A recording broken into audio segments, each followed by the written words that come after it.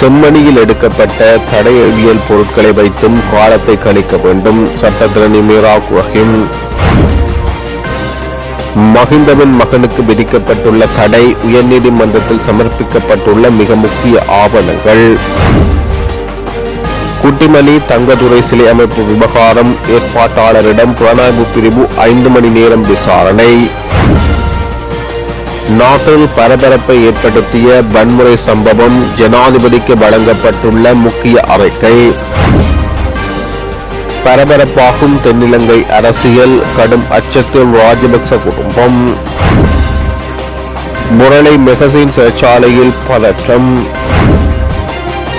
பசுலை போல் திறமைசாலி யாரும் இல்லை, நாமல் ராஜபக்ச. தடை செய்யப்படும் 146 சூதாட்ட இணையதளங்கள். லிட்ரோவை தொடர்ந்து லாப்ஸ் எரிவாயு விலைகளிலும் மாற்றமில்லை. போர்லை மெகசின் சிறைச்சாலையில் 6ஆம் தேதி வியாழக்கிழமை இரவு 10:20 மணியளவில் பதட்டமான சூழ்நிலை ஏற்பட்டுள்ளது. சிறைச்சாலையின் வார்டில் தடுத்து வைக்கப்பட்டிருந்த கைதிகள் சிலர் ஒரே நேரத்தில் அந்த வாட்டை விட்டு வெளியே வந்து வன்முறையில் ஈடுபட்டதைத் தொடர்ந்து இந்த பதட்டம் தொடங்கியுள்ளது. போதைப்பொருள் தொடர்பான தகராறு இந்த பதட்டமான சூழ்நிலைக்கு காரணம் என தெரிவிக்கப்படுகிறது. இருப்பினும் நிலைமையை கட்டுப்படுத்துவதற்காக போலீசார், கலவர தடுப்பு பிரிவு மற்றும் விசேட அதிரடிப்படை ஆகியவை உடனடியாக சம்பவ இடத்துக்கு அழைக்கப்பட்டு பாதுகாப்பு பலப்படுத்தப்பட்டுள்ளது. தற்போது அந்த பதட்டமான சூழ்நிலை ஓரளவு கட்டுப்படுத்தப்பட்டுள்ளதாகவும் சிறைச்சாலை வளாகத்துள் பாதுகாப்பு உறுதி செய்யப்பட்டுள்ளதாக போலீசார் தெரிவித்துள்ளனர். ஆகஸ்ட் மாதத்துக்கான தனது சமையல் எரிவாயு சிலிண்டர்களின் விலைகளில் திருத்தம் செய்யப்படாது என லாப்ஸ் நிறுவனம் அறிவித்துள்ளது. அதன்படி தற்போதைய விலைகளில் எந்த மாற்றமும் இன்றி லாப்ஸ் சமையல் எரிவாயு சிலிண்டர்கள் தற்போதுள்ள விலையில் தொடர்ந்து விற்கப்படும் என அந்த நிறுவனம் தெரிவித்துள்ளது. இதேவேளை ஆகஸ்ட் மாதத்துக்கான லிட்ரோ சமையல் எரிவாயு விலைகளில் திருத்தம் மேற்கொள்ளப்படாது என லிட்ரோ நிறுவனம் அறிவித்துள்ளமையும் குறிப்பிடத்தக்கது.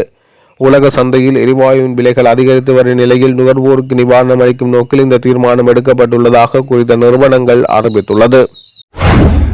செம்மணி மனித புதைகுழியில் அகழ்ந்தெடுக்கப்படும் 80 தொகுதிகளின் காலத்தை கண்டறியும் முறைக்காக வெறுமனே கார்பன் 14 பரிசோதனை முறைமை மட்டும் மேற்கொள்ளாது தடவையியல் பொருட்களை வைத்து காலத்தை கண்டறியும் ஆய்வுகள் மேற்கொள்ளப்பட வேண்டும் என காணாமல் போனோருக்கான அலுவலகத்தின் ஆணையாளர் சட்டத்திரணி மீராக் ரஹீம் தனது அபிப்பிராயத்தை முன்வைத்தார்.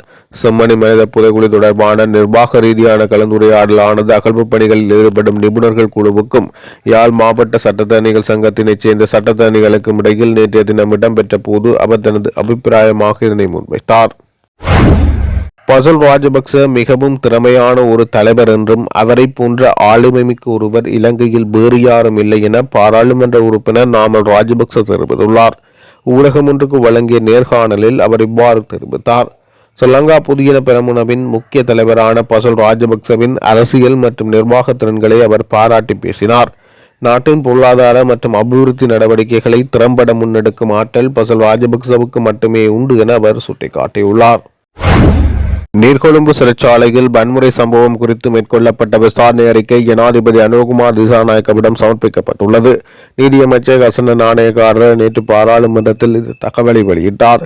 ஜூலை 5 மற்றும் 6ஆம் தேதிகளில் நீர்கொழும்பு சிறைச்சாலையில் ஏற்பட்ட கடுமையான வன்முறை மற்றும் மோதல்களில் 7 சிறை அதிகாரிகள் உட்பட பல கைதிகள் உயிரிழந்தனர்.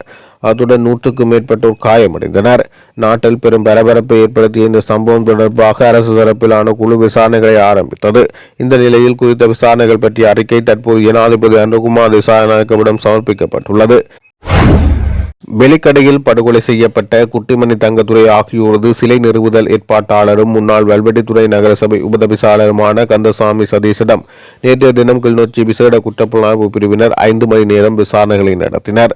நேற்று முன்தினம் வல்வெட்டித்துறை போலீஸ் நிலையம் ஊடாக கிளிநொச்சி விசேட குற்றப்பிரிவு அலுவலகத்துக்கு வருமாறு அழைப்பு விடுக்கப்பட்ட நிலையில் நேற்று காலை 10 மணிக்கு ஆரம்பமான விசாரணை பிற்பகல் 3 மணி வரை இடம்பெற்றது. அதேவேளை குறித்த கந்தசாமி சதீஷ் அவர்கள் குட்டிமணி தங்கத்துரை ஆகியோரது சிலைகளை கிளிநொச்சியில் உள்ள சிற்ப ஆச்சாரி ஒருவர் மூலம் செய்துள்ளார். இந்த நிலையில் குறித்த குட்டிமணி தங்கத்துரை ஆகியோரது சிலைகளை 14 நாட்கள் கிளிநொச்சி சிற்பக்கூடத்தில் இருந்து வெளியே கொண்டு செல்வதற்கு கிளிநொச்சி நீதவான் நீதிமன்றம் ஊடான தடை உத்தரவு வழங்கியதுடன் இன்றைய தினம் கந்தசாமி சதீஷ் அவர்களை கிளிநொச்சி நீதிமன்றத்தில் முன்னிலையாகுமாறும் அழைப்பாணை அனுப்பப்பட்டுள்ளது. வெளிநாட்டு வர்த்தக மாநாட்டில் கலந்து கொள்வதற்காக தனக்கு விதிக்கப்பட்டுள்ள பயண தடையை தற்காலிகமாக நீக்குமாறு முன்னாள் ஜனாதிபதி மஹிந்த ராஜபக்சவின் மகன் ஜோசித ராஜபக்ச விடுத்த கோரிக்கையை கொழும்பு உயர் நீதிமன்றம் நிராகரித்துள்ளது. முன்னாள் கடற்படை தளபதி வசந்த கர்ணகுட மற்றும் ஜோசிய ராஜபக்ச ஆகிய இருவரும் அரசாங்கத்துக்கு இழப்பை ஏற்படுத்தும் ஊழல் குற்றத்தை செய்ததாக குற்றம் சுமத்தப்பட்டுள்ளது. இந்த நிலையில் இது தொடர்பில் உரிய அறிவிப்புகளை பெற்ற பின்னர் கொழும்பு உயர் நீதிமன்றத்தில் முன்னிலையாகுமாறு கொழும்பு பிரதான நீதிபதி அசங்கேஸ் போதரகம முன்னதாக உத்தரவிட்டிருந்தார். லஞ்சம் அல்லது ஊழல் புலனாய்வு ஆணைக்குழு தாக்கல் செய்த முறைப்பாடு நீதிமன்றத்தின் முன் விசாரணைக்கு எடுத்துக் கொள்ளப்பட்ட போது இருவருக்கும் எதிராக கொழும்பு உயர் நீதிமன்றத்தில் குற்றப்பத்திரிகை தாக்கல் செய்யப்பட்டுள்ளதாக ஆணைக்குழு நீதிமன்றத்துக்கு தெரிவித்தது. அதன்படி உரிய அறிவிப்புகளை பெற்ற பின்னர் சந்தேக நபர்களான இருவரையும் உயர் நீதிமன்றத்தின் முன்னிலையாகுமாறு அறிவிக்கும்படி லஞ்ச ஒழிப்பு ஆணைக்குழு நீதிமன்றத்தை கோரியது. மேலும் முன்வைக்கப்பட்ட உண்மைகளை கருத்தில் கொண்ட நீதிபதி இந்த உத்தரவை பிறப்பித்தார். 2006 செப்டம்பர் 1 தேதி முதல் 2007 ஜூன் 8 தேதி வரையிலான காலகட்டத்தில் ஜோசிய ராஜபக்ச முறையான கல்வி தகுதிகள் இன்றி கடற்படையில் சேர்க்கப்பட்டு அவருக்கு பிரித்தானிய அரசு இராணுவ பயிற்சியும் வழங்கப்பட்டதாக, அதன் மூலம் அரசாங்கத்துக்கு இழப்பை ஏற்படுத்தி அவருக்கு முறையற்ற ஆதாயத்தை வழங்கியதாக லஞ்ச ஆணைக்குழு குற்றம் சாட்டியது. கடந்த 31 தேதியன்று இந்த பிரதிவாதிகளுக்கு எதிராக கொழும்பு உயர்நீதிமன்றத்தில் 8 குற்றச்சாட்டுகளின் கீழ் ஒரு வழக்கு தாக்கல் செய்யப்பட்டது. முதல் பிரதிவாதி வசந்த கர்ணகுட மற்றும் இரண்டாவது பிரதிவாதி ஜோசிய ராஜபக்ச ஆவார். இதன் போது இந்த வழக்கு தொடர்பாக 25 சாட்சிகளின் பெயர்களும் 47 ஆவண சான்றுகளும் சமர்ப்பிக்கப்பட்டது.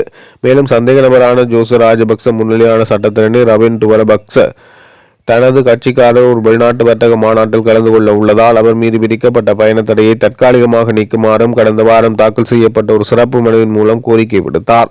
இருப்பினும் உயர் நீதிமன்றத்தில் குற்றப்பத்திரிகை தாக்கல் செய்யப்பட்டுள்ளதால் இந்த கோரிக்கையை பரிசீலிக்க இயலாது என குறிப்பிட்ட தலைமை நீதிபதி சம்பந்தப்பட்ட கோரிக்கை உயர் நீதிமன்றத்தில் சமர்ப்பிக்குமாறு உத்தரவிட்டுள்ளார். இலங்கையில் உரிமம் பெறாத 146 இணையவழி சூதாட்ட இணையதளங்களை தடை செய்யுமாறு அனைத்து தொலைத்தொடர்பு சேவை வழங்குநர்களுக்கும் அறிவிக்கப்பட்டுள்ளது. இலங்கை தொலைத்தொடர்புகள் ஒழுங்குபடுத்தல் ஆணைக்குழுவினால் இந்த அறிவிப்பு விடுக்கப்பட்டுள்ளது. சட்டவிரோத இணையவழி சூதாட்ட நடவடிக்கைகளை கட்டுப்படுத்தும் நோக்கில் இந்த நடவடிக்கை எடுக்கப்பட்டுள்ளது என்றும் இலங்கையில் இருந்து அந்த இணையதளங்களுக்கான அணுகலை தடுக்குமாறு அனைத்து தொலைத்தொடர்பு சேவை வழங்குநர்களுக்கும் தெரிவிக்கப்பட்டுள்ளதாக ஆணைக்குழுவின் பணிப்பாளர் நாயகம் பந்துல கேர தெரிவித்துள்ளார். நிதி திட்டமிடல் மற்றும் பொருளாதார அபிவிருத்தி அமைச்சகத்தின் கீழ் செயல்படும் சூதாட்டத்தை ஒழுங்குபடுத்தும் அதிகார சபை 2025 ஆண்டின் சூதாட்ட ஒழுங்குபடுத்தும் சட்டம் இலக்கம் 17 விதிகள் மற்றும் அதிகாரங்களுக்கு இணங்க வெளியிட்ட ஒரு அறிவிப்பின்படி இந்த நடவடிக்கை எடுக்கப்பட்டுள்ளது. மேற்கூறிய சட்டத்தின் 15, 16 மற்றும் 18 பிரிவுகளின் கீழ் செல்லுபடியாகும் உரிமம் இல்லாமல் இலங்கையில் இணையவழி சூதாட்ட சேவைகளை இயக்குவது அல்லது ஊக்குவிப்பது அந்த சட்டத்தின் 44 பிரிவின் கீழ் தண்டனைக்குரிய ஒரு சட்டவிரோத குற்றமாகும் என தெரிவிக்கப்பட்டுள்ளது. இனியாவது கருணையுடன் செயற்பட்டு மக்களை பாதுகாக்க நடவடிக்கை எடுங்கள் என இந்த அரசை தாழ்மையுடன் கேட்டுக்கொள்கிறேன் என எதிர்க்கட்சி தலைவர் சஜித் பிரேமதாச தெரிவித்துள்ளார். பாராளுமன்றத்தில் நேற்று உரையாற்றும் போது அவர் இதனை தெரிவித்தார். தனது உரையில் மேலும் சுட்டிக்காட்டிய அவர் நுவரேலியா மாவட்டம் கொட்டகலை பகுதியில் பொறியில் சிக்கிய சிறுத்தை ஆபத்தான நிலையில் இருப்பதாக தகவல்கள் கிடைத்தவுடன் கால்நடை மருத்துவத்துறையின் தொழிற்சங்க பகிஷ்கரிப்பில் ஈடுபட்டிருந்த போதிலும் அவர்களிடம் பேசி இது தொடர்பான நடவடிக்கைகளை ரத்தன் பெல்ல கால்நடை மருத்துவரை அனுப்பி அந்த சிறுத்தையை காப்பாற்ற முடிந்தது. இதற்கு உதவிய கால்நடை மருத்துவர்களுக்கும் வன ஜீவராசிகள் அதிகாரிகளுக்கும் நன்றிகளை தெரிவித்துக் கொள்கிறேன். வன ஜீவராசிகள் துறையில் 33 கால்நடை மருத்துவர்கள் இருக்க வேண்டிய நிலையில் தற்போது 17 பேரே உள்ளனர். குறைந்த வருமானம், அதிக வேலைப்பளு, உயிராபத்து மற்றும் விடுமுறை அவசரகால கொடுப்பனவு இன்றி அவதிப்படும் இவர்களுக்கு பதவி உயர்வுகள் கூட வழங்கப்படுவதில்லை. இவர்கள் 24 மணி நேர அர்ப்பணிப்பு சேவையை மதித்து முறையான நீதியையும் வெளிநாட்டு பயிற்சி வாய்ப்புகளையும் பெற்றுக் கொடுக்க வேண்டும்.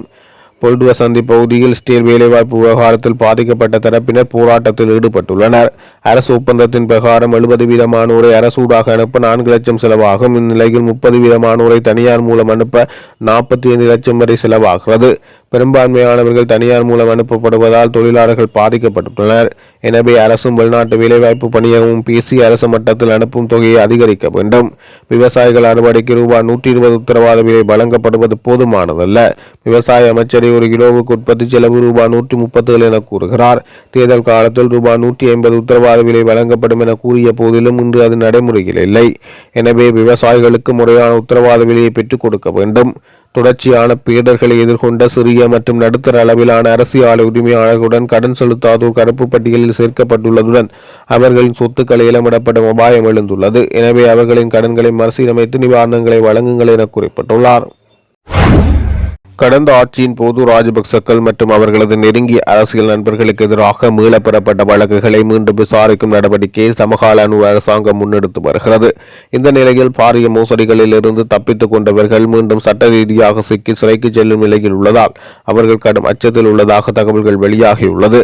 முன்னாள் ஜனாதிபதி மஹிந்த ராஜபக்ச தலைமையிலான ராஜபக்ச குடும்ப உறுப்பினர்களுக்கு எதிராக 2015 தொடக்கம் 2016 ஆண்டுகளில் குறைந்தது 14 வழக்குகள் தொடரப்பட்டு பின்னர் தொழில்நுட்ப கோளாறுகள் காரணமாக மீளப்பெறப்பட்டது. அதுடன் அக்குடும்பத்தின் நெருங்கிய நட்பு வட்டார உறவினர்கள் தொடர்பிலும் அதே காலகட்டத்தில் குறைந்தது 15 வழக்குகள் தொடரப்பட்டு மீளப்பெறப்பட்டது.